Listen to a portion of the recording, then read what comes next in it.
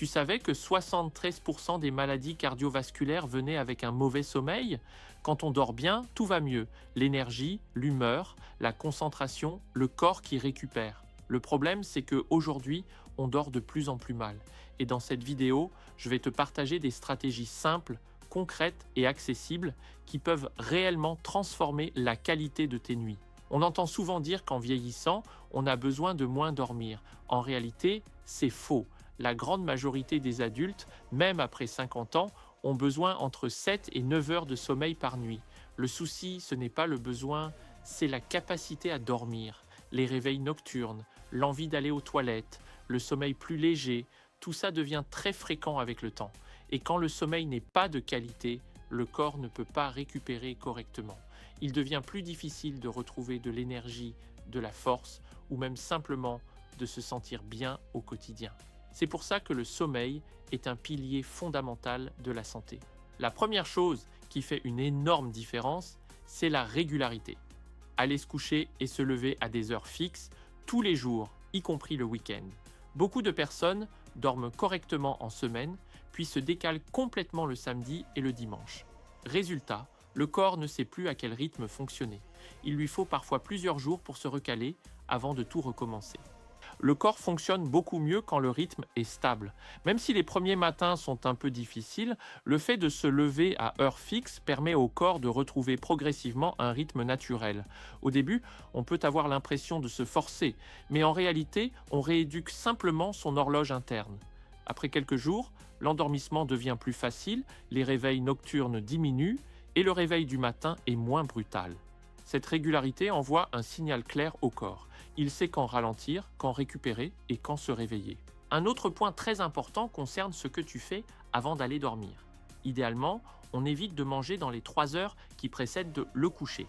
Digérer demande de l'énergie et active le corps, alors que le soir, on cherche exactement l'inverse. Ralentir. Réduire aussi les boissons dans les 2 heures avant le coucher aide à limiter les réveils nocturnes. Et puis, il y a les écrans. Téléphone, télévision, tablette, leur lumière envoie au cerveau un signal de réveil. Le corps croit qu'il fait jour. Résultat, l'endormissement devient plus long et le sommeil plus léger. Couper les écrans au moins 1 heure avant d'aller au lit change souvent beaucoup de choses. L'environnement de sommeil joue également un rôle clé. Dormir dans une pièce aussi sombre que possible aide le corps à produire naturellement les hormones du sommeil. Même une petite source de lumière peut suffire à perturber certaines personnes sensibles. La température de la chambre est tout aussi importante. Le sommeil est favorisé quand la température du corps baisse. Une pièce plutôt fraîche aide à déclencher cet état de somnolence. Aérer la chambre, utiliser une literie adaptée ou simplement éviter une pièce trop chaude peut vraiment améliorer la qualité du sommeil. Un rituel simple peut aussi aider. Prendre une douche ou un bain chaud avant de dormir. La chaleur réchauffe le corps, puis le refroidissement qui suit en entrant dans une pièce plus fraîche favorise naturellement l'endormissement. C'est un signal très clair envoyé au corps pour lui dire que la journée touche à sa fin. Lire quelques pages d'un livre calme, respirer lentement, méditer quelques minutes, tout ce qui permet de faire redescendre le rythme cardiaque prépare le corps à la nuit. L'important n'est pas la durée, mais la régularité.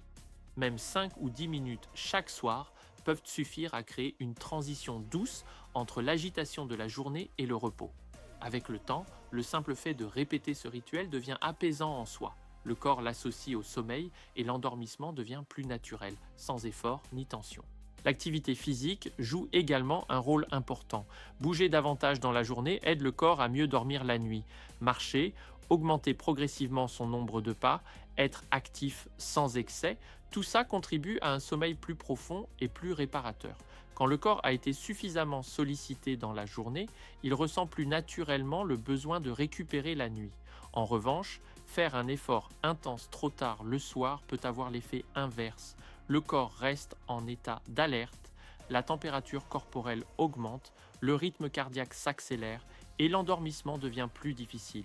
L'idéal est donc de placer l'activité physique plus tôt dans la journée ou au moins plusieurs heures avant le coucher. L'objectif n'est pas la performance, mais la régularité. Une activité douce, pratiquée régulièrement, est souvent bien plus bénéfique qu'un effort intense et ponctuel. la lumière du soir compte autant que celle du matin. Le soir, tamiser progressivement l'éclairage aide le cerveau à comprendre que la journée se termine. Passer brutalement d'une lumière très forte à l'obscurité n'est pas idéal. Au contraire, réduire l'intensité lumineuse petit à petit prépare naturellement le corps au repos. Utiliser des lumières plus douces, éviter les éclairages trop blancs ou trop puissants, crée une atmosphère plus apaisante. Le matin, à l'inverse, s'exposer à la lumière naturelle aide à recaler l'horloge interne. Quelques minutes dehors, même par temps couvert, suffisent souvent à envoyer un signal clair au corps pour démarrer la journée. Ce contraste entre lumière du matin et pénombre du soir aide le corps à mieux différencier les moments d'éveil et de repos et améliore le sommeil de la nuit suivante. Ce que tu consommes a aussi un impact. La caféine, par exemple, reste longtemps active dans le corps. Même si tu arrives à t'endormir, elle peut fragmenter le sommeil en profondeur. Réduire ou arrêter la caféine après le début d'après-midi est souvent bénéfique. L'alcool, lui, peut donner l'impression d'aider à s'endormir, mais il dégrade la qualité du sommeil et empêche une vraie récupération du cerveau. Certains sons peuvent aussi aider. Un bruit de fond régulier, doux, peut masquer les bruits parasites et limiter les réveils nocturnes. Des étirements doux avant le coucher peuvent détendre le corps, relâcher les tensions et prévenir certains inconforts nocturnes. Enfin, un élément souvent oublié. Ce que tu fais le matin influence la nuit suivante. S'exposer à la lumière du jour dès le réveil aide le corps à synchroniser son rythme.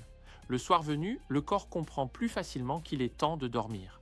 Ce qu'il faut retenir, c'est que le sommeil ne se force pas, il se prépare. En ajustant progressivement ton rythme, ton environnement et certaines habitudes, tu donnes à ton corps les bonnes conditions pour retrouver des nuits plus profondes, plus réparatrices. Avance pas à pas, observe ce qui te fait du bien et sois patient avec toi-même.